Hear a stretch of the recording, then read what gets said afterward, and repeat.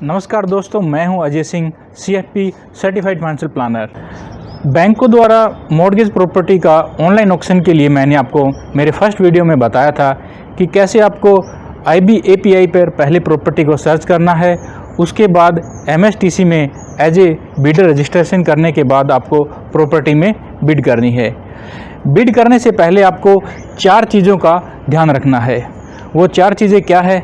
सबसे पहले, जब भी बैंक किसी भी प्रॉपर्टी को सेल करने के लिए नोटिस देता है तो न्यूज़पेपर में और साथ में IBPI पे वो अपना एक नोटिस अपलोड करता है।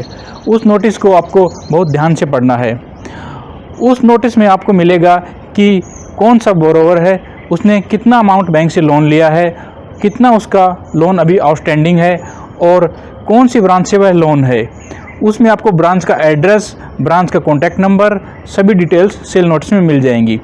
इसके साथ साथ आपको प्रॉपर्टी का एड्रेस मिलेगा, उसकी चारों दिशाओं में ईस्ट, वेस्ट, साउथ, नॉर्थ में क्या क्या, कौन कौन से किसी के मकान हैं या कोई पार्क है या स्ट्रीट है, चारों तरह की डिटेल्स आपको उस नोटिस में मिल जाएगी। आपको अच्छी तरह से अपना होमवर्क करना है किसी भी प्रॉपर्टी को बिड करने से पहले। सेल नोटिस में आपको अराउंड 25% प्रॉपर्टी के बारे में पता लग जाएगा। उसके बाद सेकंड स्टेप जो आपको करना है, आप कांटेक्ट करना है जिस ब्रांच ने यह प्रॉपर्टी ऑक्शन के लिए निकाली है। आप उस ब्रांच से परमिशन लेकर उस प्रॉपर्टी को विजिट कर सकते हैं, या अगर बैंक ने किसी पहले से ही कोई डेट डिसाइड कर रखी है सभी बोरोवर को साइट विजिट कराने की, वो भी आप उनसे डिटेल्स में जानकर एक साथ प्रॉपर्टी विजिट कर सकते हैं। प्रॉपर्टी विजिट करने के बाद आपका 50% काम कंप्लीट हो जाएगा। तीसरा काम जो आपको करना है वह है कि बैंक ने जो प्रॉपर्टी सेल के लिए निकाली है उसके साथ साथ कुछ टर्म एंड कंडीशन भी मेंशन की हुई होंगी।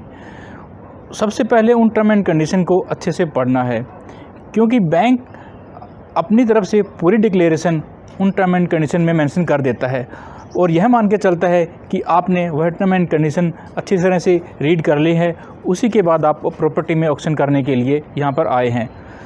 जनरली ऑक्शन में पार्टिसिपेट करने के बाद आपको 15 डेज़ के अंदर पूरी पेमेंट बैंक को करनी रहती है, जिसका 25% आपको ऑक्शन डे के नेक्स्ट वर्किंग डे तक ही करना होता है। उसके बाद 75% पैसा आपको विदिन 15 डेज़ के अंदर अरेंज करना है।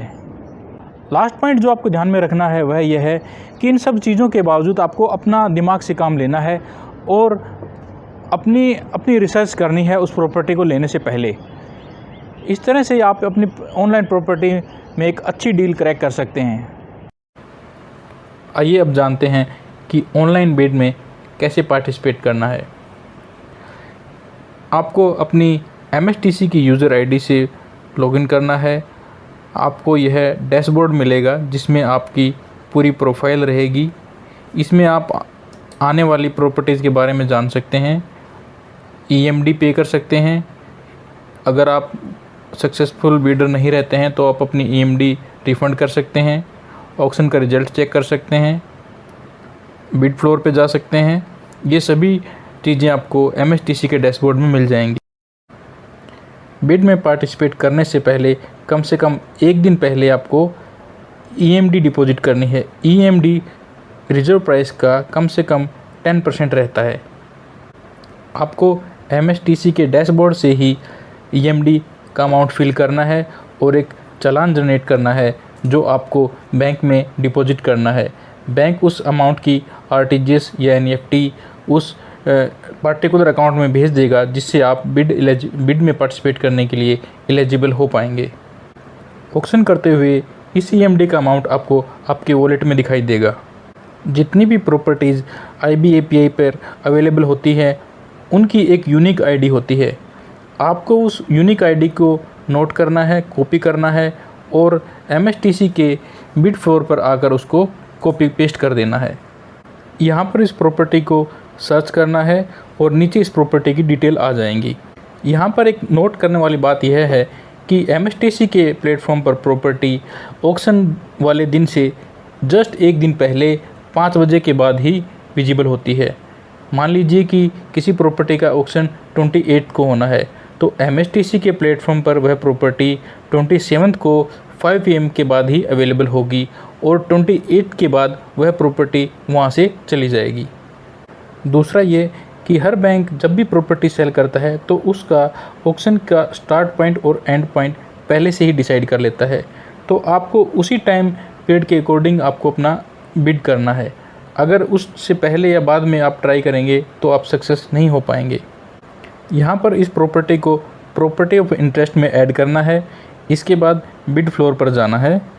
बिड फ्लोर में आप अपने वैल्यू डालेंगे, जितना अमाउंट आप इसमें बिड करना चाह रहे हैं। यह अमाउंट हमेशा लास्ट प्राइस या लास्ट बिड से ज़्यादा ही होगा। आप H1 पर क्लिक कर कर हाईएस्ट बिडर का अमाउंट जान सकते हैं और उससे ऊपर की बिड लगा सकते हैं। अगर आप अपने द्वारा सेलेक्ट की गई प्रॉपर्टी में हाईएस्ट बिडर होते हैं तो बैंक उसके बाद आपको एक कन्फर्मेशन मेल सेंड करेगा, आपको कॉन्टैक्ट करेगा और आपको आगे की फॉर्मेलिटी के लिए इनवाइट करेगा।